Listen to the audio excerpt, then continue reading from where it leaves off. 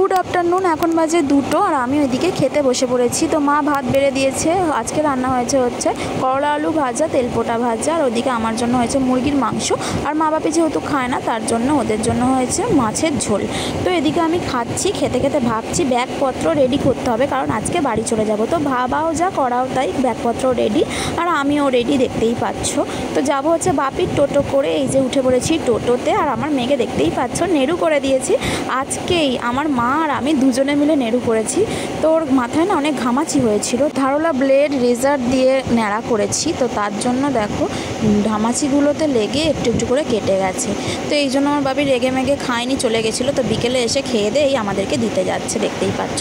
তো বাড়িতে এসে তো হাজারো কাজ, কারণ এতদিন বাড়ি ছিলাম না। সব পরিষ্কার টরিষ্কার করে আমার মেয়েকে রেডি করে নিয়ে চললাম দোকানের দিকে। তো একটু দরকার ছিল। তো ওদিকে দোকান থেকে কাকিমাদের বাড়ি হয়ে এলাম, তখন 8টা বাজে। তো 8টার সময় এসে দেখো ভাত চাপিয়ে দিয়েছি, কারণ আমার মা পাঠিয়ে দিয়েছে মাংস। তো এটা হলো বোনেদের বাড়িতে বলি হয়েছিল পাঁঠার মাংস, ওরা কাঁচা মাংস পাঠিয়ে দিয়েছিল, সেটা মা তরকারি করে আমাকে একটু পাঠিয়ে দিয়েছে আমাদের দাদা ভাইয়ের হাত দিয়ে। তো চলো মেয়েটাকে আলু ভাতে ভাত খাইয়ে দিচ্ছি, ওকে তো মাংস দেওয়া যাবে না। তো আমরা লাস্টে খেয়ে শুয়ে পড়বো। তো চলো আজকের মতো এখানে টাটা, নেক্সট ব্লগে দেখা হচ্ছে।